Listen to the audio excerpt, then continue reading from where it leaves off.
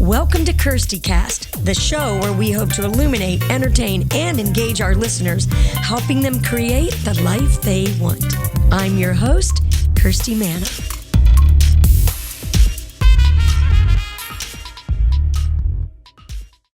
Hi, everybody, and welcome to KIRSTIcast. I'm Kirsti Manna, and I'm so glad to have you back this week. And I'm really excited because this is the first in 4 interviews of my Unsigned series. This is a series that I've wanted to do for quite a while on KIRSTIcast, and I wanted to interview unsigned artists who really inspired me. And the one I'm interviewing today is really, really inspiring. She has a great story, and she's an amazing person. And I have Bill Warner with me. Here. How's it going over there, Bill? Pretty well, thank you. Well, I have to say that last week we weren't here because I got really sick with a sinus infection. That was not fun. You had the crud. And I lost my voice as I clear my throat. I won't say anything. I know you're probably happy that I lost my voice. It did have some benefits. Well, it didn't have any benefit for me, but thank God I'm better now and I'm feeling better. And so I was able to get back on schedule with the podcast. And I'm really excited about this person that we interviewed for the show today. Her name is Jess Novak. And we've known her for some time. When was the first time we met her? Back in 2017 or something like that? Do you remember? I thought I worked with her a little bit later, 2019. Oh, maybe, I think it was. Yeah, she said 17, but I think it was I think it later. was because she was going to come back to Nashville and then COVID happened. Right. And so we haven't really seen her since then, and she's had a lot of changes in her life. She had a little boy, and she got married, and she continues to just be a complete badass as a human being and also as an artist. She's one of the hardest working people I've ever known. She plays something like 150 dates a year. And if that isn't an inspiration to the women out there listening, then it should be, because that is a lot of work. And she plays in her own band, and then her husband plays in his own band, and then they come together and they work together. And I really can relate to that because you and I still work together on stage. We still do shows together. For some reason, I just can't seem to separate the two. Yeah. The professional and the personal. Well, it would be kind of hard to do that. I would love to know people that are listening that are out there that work with their spouses or their partners, and what their experiences are like. Some of our experiences, and I know some of my co-writers will probably run out of here wanting to scream because they've seen us get into some mini knockdown drag-outs about music, which I hate fighting about music, but sometimes you come to blows, like verbal blows, so to speak. Come to blows. It's not, not never that blows, bad. not, what I'm saying. I think a lot of the same principles that apply in a relationship apply in a musical relationship too. You got to be quick to forgive and, compromise and all that good stuff, all that important stuff. Well, that's funny because I'll play you a song and you'll just tell me you don't like it. Well, why would I not be real? I don't know. That's tough. If I have issues, I better to say it now. That's tough to hear coming from you. Yeah, okay. But, vice versa, I guess, if you were playing me a mix and I didn't like it, you Yeah, you never hold back. Yeah, I don't really. You let it fly. I don't really hold back. But what are some of the things that you think are the pluses of working with a spouse? I mean, we've worked together for so many years. I don't even know how long it's been. Forever. Well, yes, it's been forever. Obviously, there's a level of comfort, and I know what your strengths are, so we can start from a good place. Things like that. Well, I think one thing that's been fortunate for us is we do different things, so to speak, in the industry. Yes, definitely. And you've kind of waded back into the writing thing again with Tori Martin's Abilene. You got involved in writing that song, and we started out together in Nashville writing songs. I've been going through files, our old song files, and there's I forgot about how many songs we actually wrote together, and that's back when we were registering the darn things at the Copyright Board.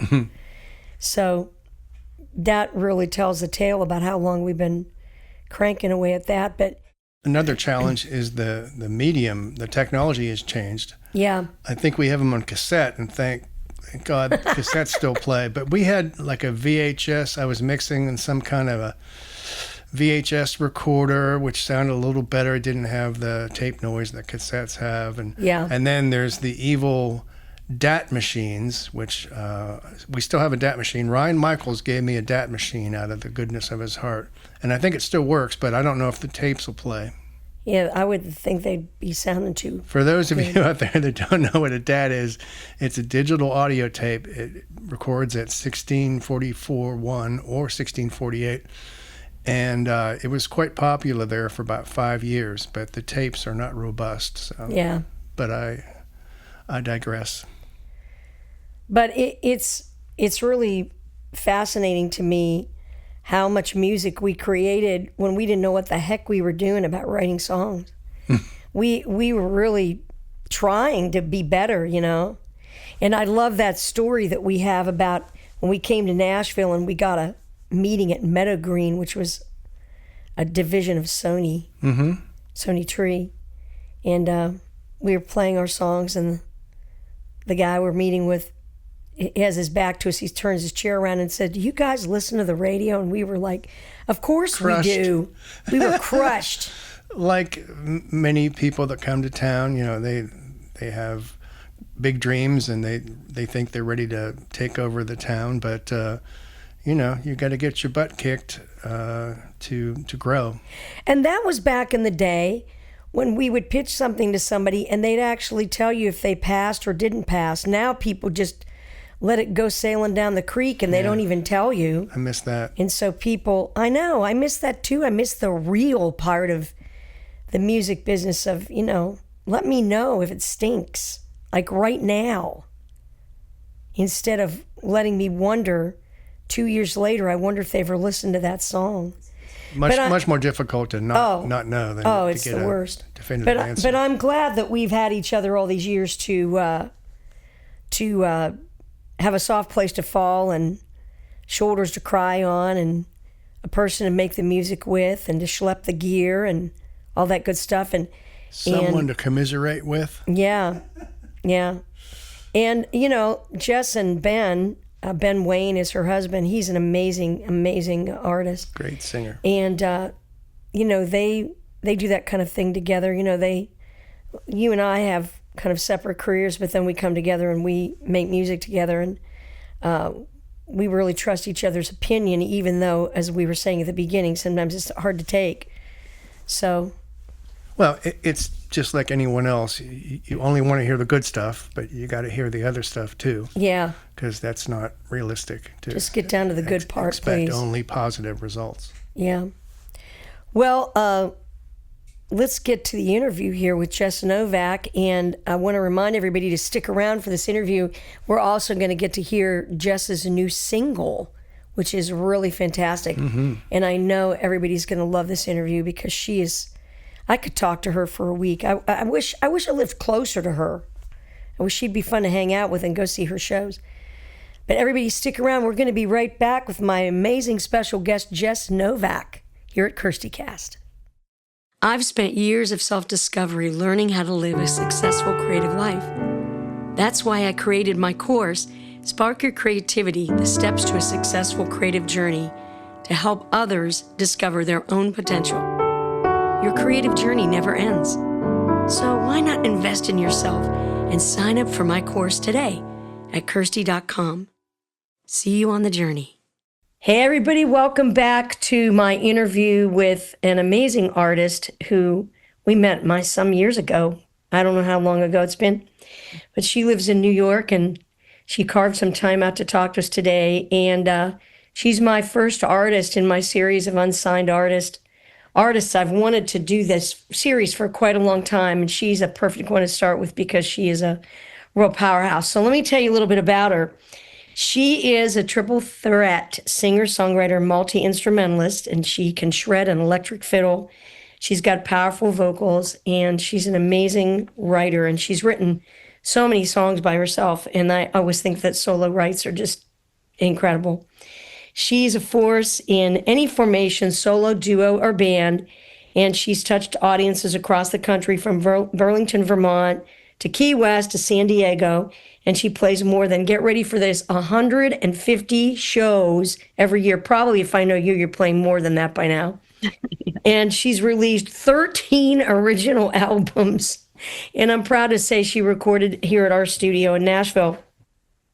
She's played some really prestigious rooms, such as the Cutting Room in New York City, the Saint in Ashbury Park, and also a cool place called Nectar's, Burlington, Vermont. And she opened the 23rd annual Shenango Blues Festival with headliner Ronnie Earl and performed at South by Southwest. And she's just opened and played with so many different people. And I think this is impressive. Members of the Butch Trucks and Freight Train Band. That's really cool. That must have been a groove from heaven, right? Yeah, it was. Yes, exactly. And she also performs in Safe Word with her husband, Ben Wayne, who's an incredible singer. And I didn't know this about you, but you created and present a really cool festival called FIRE, which stands for Females Inspire Rock and Power. And you started that in October 2022 to spotlight female artists, musicians, and business owners. And you've been holding this annually. So please welcome to KIRSTIcast, Jess Novak. Hi, thanks for having me. Jess. It's so good to see you. And I just have to say this story quickly is that you sent me a package some years ago, and it was sat on my desk for a couple months. And when I opened it up, I was like, who is this girl? And that's how we got to know each other. And then you came here and recorded some music. And I think you had plans to come to Nashville more, but then COVID derailed us all. Yes, exactly that. Yep. But you kept going. Yes. Yeah. It's funny. Things got derailed anyway, because then I had a baby. So all the traveling that was planned didn't happen, but now it's just a different great. Yeah. Oh, yeah. He's so cute. And you said his name is Jessup. That's such a cute name. So there's always so much to talk about with you. You know, you're a really powerful person in so many ways. And you write, or you wrote articles, right? Critiquing other music. Do you still do that? Not anymore. I wish I did, though. I now I write kind of longer pieces on Facebook just because I miss writing. I like to just write. Yeah. Are you still writing a lot of songs? Or, you know, are you kind of in the mode where you write when you're going to record, or are you constantly still writing? I constantly write, and then every once in a while one really catches, and that's how I know I have a good one. So it's kind of like a filter effect. Yeah. You know? Put a bunch in and then see what comes through. Yeah. Where have you been recording up there? So I love now that a lot of it I do is virtual. I work with a producer who's in Georgia. Oh, wow. Just send tracks back and forth and kind of live mix and work. And it's really neat because it's so easy and fast. And he and I work really well together. That's my newest songs are all with him. And it's just easy. Yeah. So different, but great. Yeah, and I love this new song. Tell me a little bit about this new single you have out. We're going to listen to it in a little bit. Yeah. Eve is a sister song to the song Woman I released the end of last year. Mm-hmm. And what happened was I released Woman, and it was actually inspired by my festival, the Fire Festival. I wanted a song that kind of went with the festival, that mentioned women and fire and like the feelings around it, which are that we can do anything and to be proud as a woman. That's really what I was trying to express. And so he and I did that, and it was really loud and like in your face. And somehow Eve just came from a more thoughtful side of the same idea, talking about being a woman and being proud, but being more thoughtful and kind of how we got here. And a lot of that is I've read about now in several books is through religion and things we're taught as children. And so to kind of speak about it and like figure it out why we got here and how we're here. Yeah, that's really interesting backstory of that song. I like that a lot. There's a lot there. How did you decide to start your Fire event? That's really interesting. And I was looking at that online. That's really nice that you also are spotlighting people that are music business owners. They're not just people that are making music. Yes, all kinds. When I was a music journalist 12, 13, 14 years ago, I part of the reason I became a musician was because I was so tired of writing about men. And yeah, like so tired of it. And it was always like such a similar story. My dad gave me a guitar and I listened to Led Zeppelin, and that's great. I'm like, it's great. But I just got tired of the same thing. So, yeah. So as a journalist, I noticed then I'm sick of writing about men. I'm sick of going to festivals that are all men. And then occasionally I would get a festival that had like a female stage and there would be one female singer. And I just got so tired of it. So the idea started then, but then didn't actually happen until, a decade later. And it was supposed to happen during COVID. That was another thing that got kind of put on hold. It was planned for March of 2020. And then we pushed it to 2022 when women kept asking me, when are you going to do it though? We wanted to do it. So we fill a room with female musicians and I try to spotlight songwriters. So not just covers, though we have that, but a lot of original artists and business owners of all kinds, like artists, dancers, people who make clothes and candles, like anything.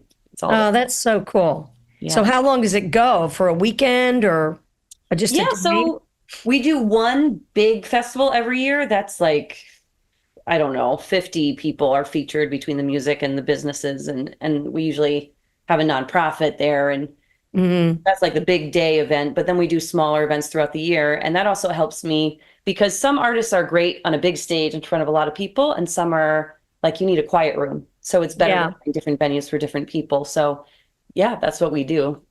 That's really cool. Have some interesting venues open up around where you're living. You guys still live in Syracuse or near Syracuse? Yes. Are there more venues opening up there, more opportunities opening up in that area, or how's that going there? Yeah, it's another interesting thing about the festival is the venues who have approached us trying to be involved, wanting to spotlight women. Oh, wow. It's really great. Or people who do series and ask me for female recommendations because they want to get them on their rosters as well. Yeah. So we've done it at a bunch of different locations and it's been great to watch it outgrow a few venues now. So we've done it at like local arts community centers. We did it at a brewery. We did it at a place called Homer Center for the Arts, which has like Grace Potter and Melanie and, huge acts come through. And that's good. It's really cool to watch it grow. I love that. And I know, you're so energized, you're one of these energetic people. You're doing 17 things at once. That's why I really look up to you because I feel like you're kindred spirit. I'm always spinning a million plates. It keeps me happy though. You know how that goes. People go, why are you just doing one thing? I can't. Yep. I get that. I can. But I love that you're doing that and that people are reaching out to you. And now can people from out of the state enter, to be a part of the festival? How do they find out about that? Absolutely. So on the website, it's easy. You just, my website, jesrocknovak.com, there's a flyer tab. Everything is there. And there's a Google form so you can just easily submit. And we've had people definitely from outside of Syracuse, from Buffalo, from Watertown, so like the surrounding areas. But we had a touring artist who just said, I'm around, I have a hole in my schedule. And so she did it with us. And it was awesome and so different to bring someone, I don't know, no one had even, heard of until then. And now it's so cool to bring in people that you didn't know before. I really love that. Now, you and I both work with our husbands. Talk to me for a minute about, if you're still loving working with Ben. I'm sure you are because he's such an amazing singer. What a voice to sing with. That would be so cool. Yeah. How's that been going with you guys and what have you been doing?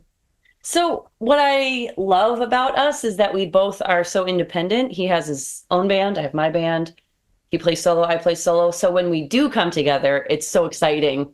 Yeah. Like a vacation to just come back together with someone that it's so natural. Like other people, I need to rehearse, I need to get ready. But with him, part of the fun is that we kind of throw things at each other. Like, guess what I learned?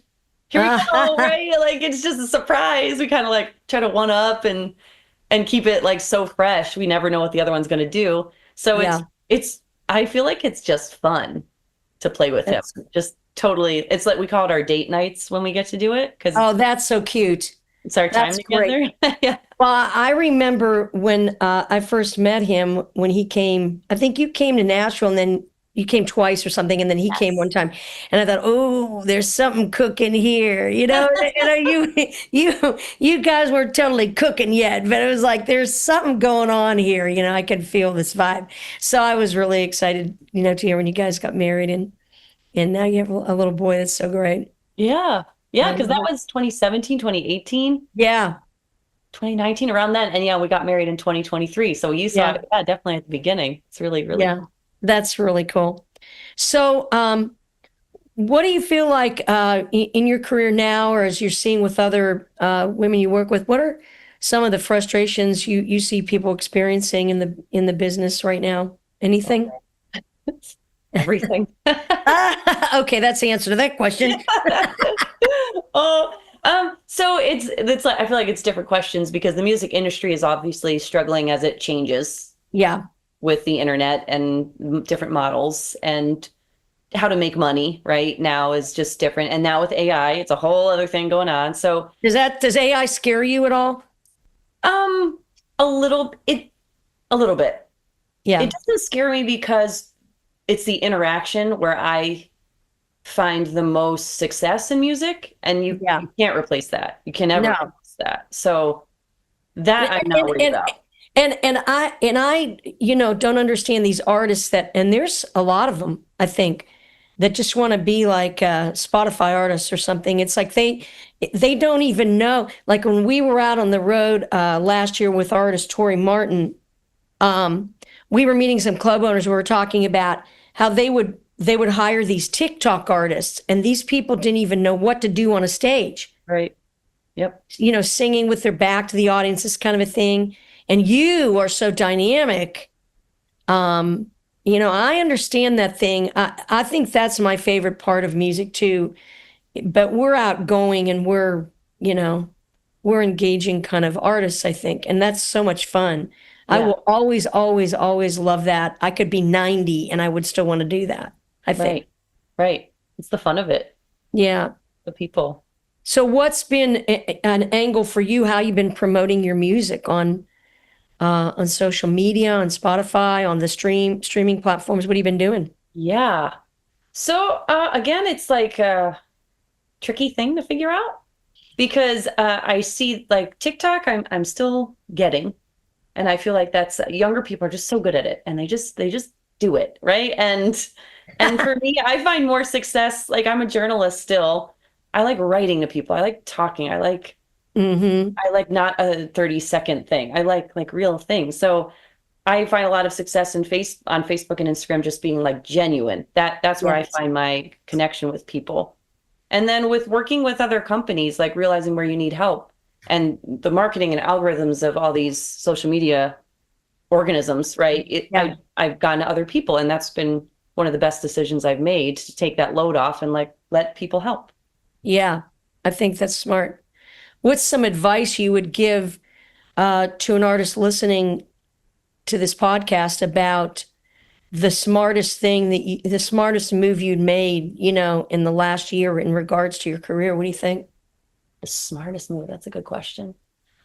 I think in the last year, it's been planning and treating it more like a business, because everyone with a real business, right? Because a lot of times we don't even think of music, if you're a songwriter, like you just play music, but it is a business. It has to be if you want to make it grow and work and have longevity. So treating it like a business and keeping track of things, planning, like right now I'm planning 2026. What kind of stages do we want to be on? Where, how much with the band, how much solo? And that's how you get somewhere, is to plan, not just let it happen, but to really make it happen. It's fun to think in our artist way that it can just happen. Oh, I wish. but it doesn't. So what's a stage that you're going for next year? What's a stage that you want to get on? I want to do, this year has been so awesome. We got on so many festivals, and now I want to get on like the bigger stage, the better slot. Like, we've got all the festivals around. So now it's just that next step up among them. And then that's what leads to, more regional. And that's the goal, I think, for 2 years, is to get a little more out of state. Yeah. A little. So you want to be, who would you love to be direct support for?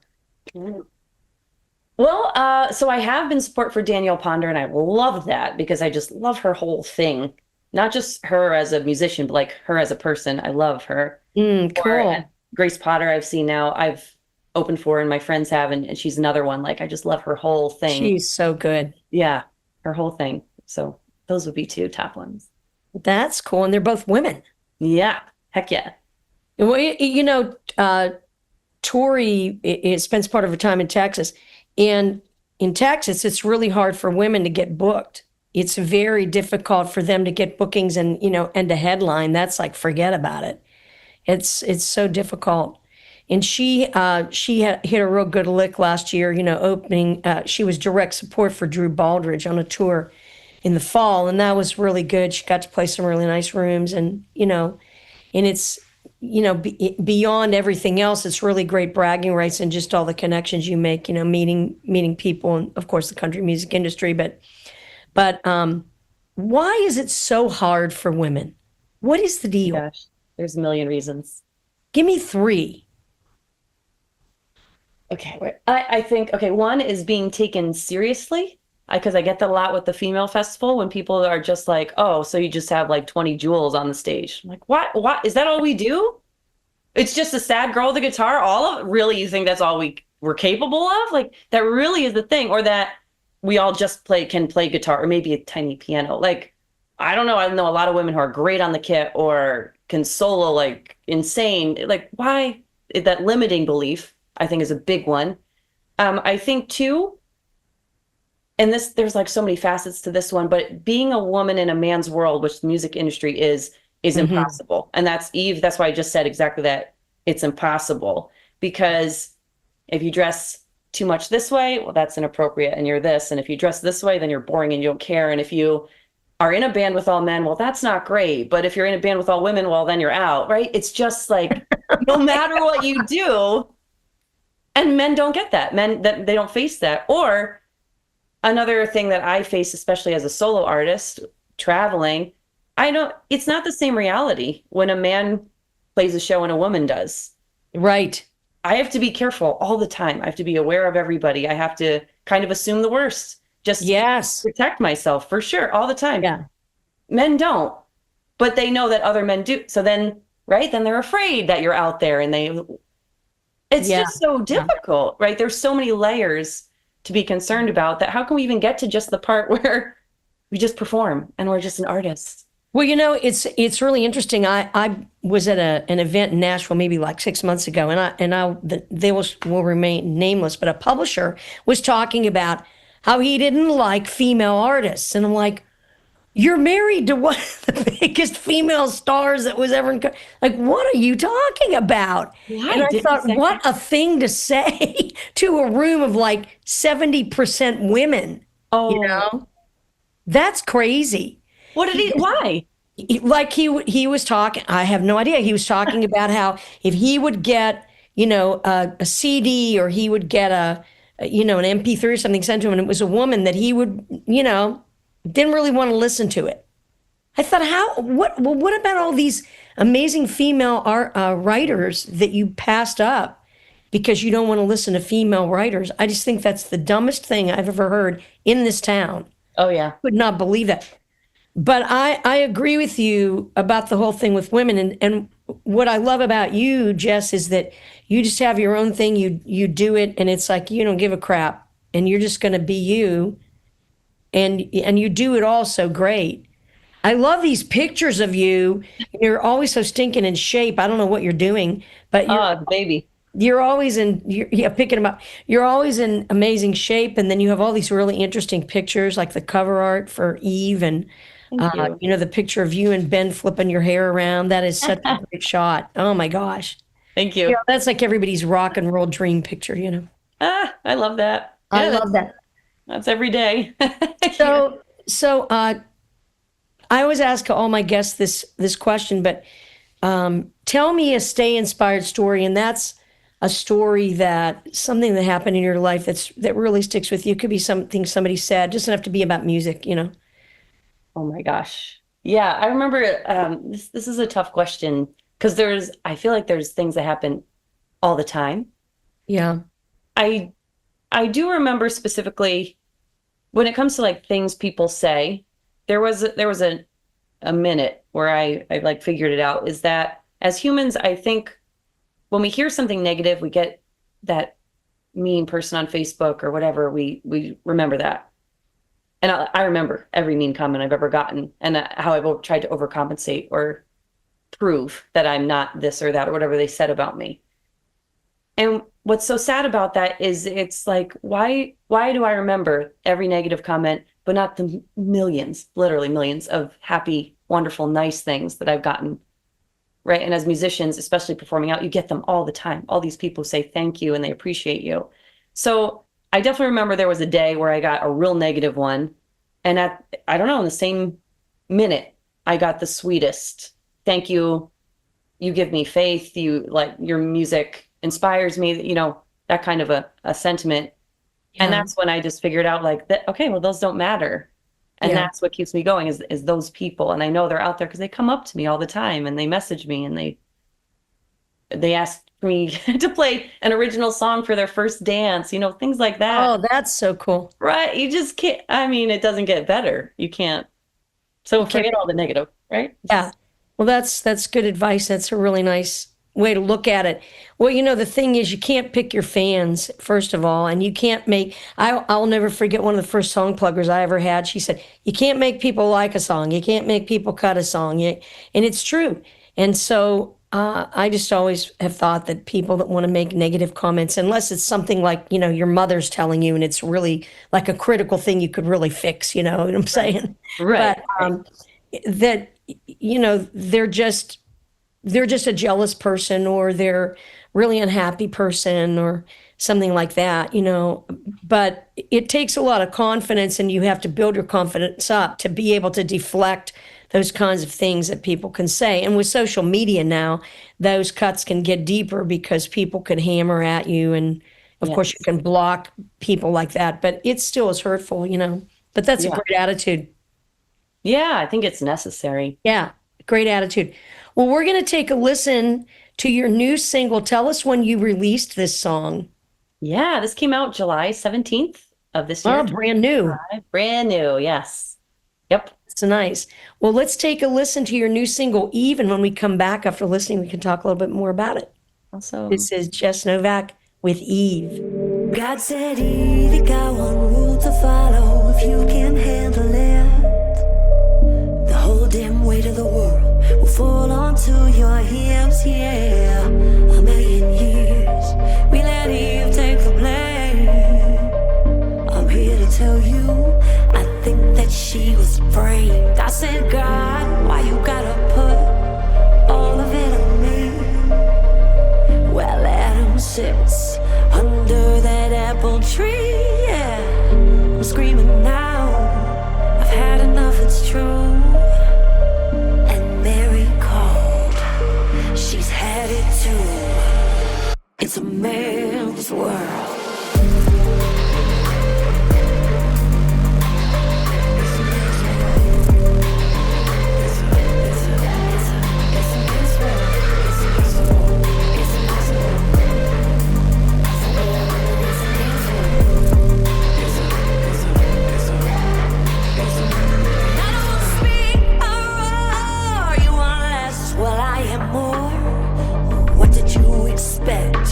Some quiet little thing. No, I won't sit down. I won't be small. I live out loud. I run. I don't crawl. It's a man's world, but that doesn't mean that I need to take what you handed to me. It's a man's world. Doesn't have to be. Changing it now for my sisters and me.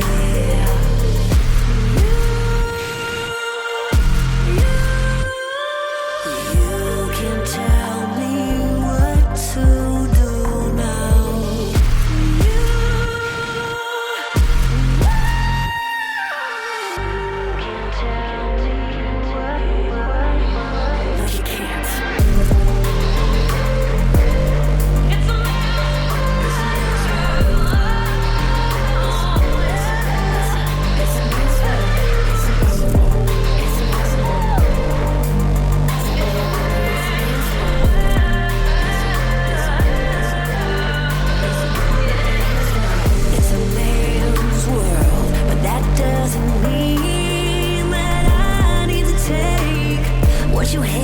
it's a me.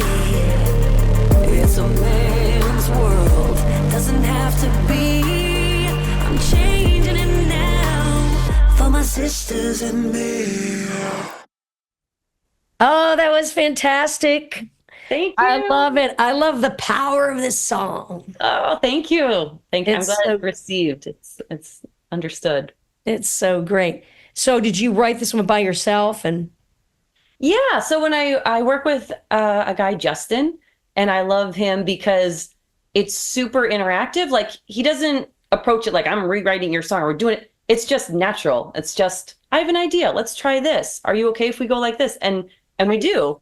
Oh, we have a visitor. My son just came over. oh, cool. I have to put him in his chair. Let's go. I want to see him. Oh yeah. Okay. Here he is, the little man. Aw, hi, Jessup. Hi. Nice to meet you. Do you play music? Do you play music too, Jessup? He does. He Oh my plays, gosh. he loves the piano and he calls it big music when he plays on it. Oh, I agree. It is big Yes. music to be on the piano. Yes. And he puts on his Elton John sunglasses every time and plays. It's really funny. Oh, that's so cute. I love that. That's great. Yeah, So you wrote it by yourself and then you collaborated with Justin. exactly. That's Yep. great. And did you have a lot of the ideas for the production or? Another great thing about when we work together is we do a lot together and then I just let him go. And then he kind of comes back to me with it and that's it. So really I let him production wise kind of take it somewhere. Nice. Then where do you cut the vocals? Do you cut the vocals at your house and you send them? Home. to him? Yeah. Yeah. Oh, that's good. So that's really working out great for you guys. Yes. You know, with Jessup and travel and you can Yes. do it when you need to do it. That's really great. Yeah. Booking studio time is hard with a baby. Yeah. Oh, yeah. And taking a baby to the studio. Whole thing. Yeah. I've never done it, but I can imagine it would not be fun. Yeah. Well, I'm so glad that you got to make time for us today. And I've got to ask you too, what's your power word these days? What's a word for you that's really keeping you going this year? So I just have to keep coming back to this. I just watched the movie about Mr. Rogers with Tom Hanks. Oh, yeah, that's so good. Just thinking about it makes me emotional. So kindness is the word, especially because people are so angry and mean and cruel right now in general. Just I the know, I don't climate. get it. Yeah. And Martin Luther King was right when he said hate, you can't fight hate with hate. Nothing good will ever come of it. So you have to do love. You have to be kind. And I found that again and again that if I come out and say something really mean, it's not received. It doesn't make anything better. Yeah. But if I come out with kindness, it creates more kindness. It makes people think about maybe saying the nice word rather than the mean one. And that's what makes a difference. Yeah. That passes on, keeps going. I always like to post things on my stories on Instagram when I see something like that. And I saw this one recently of a lady. She was 94 years old. She passed away, but she would go every day to this neighbor's dog and she went on a walk or something and she would give the dog treats.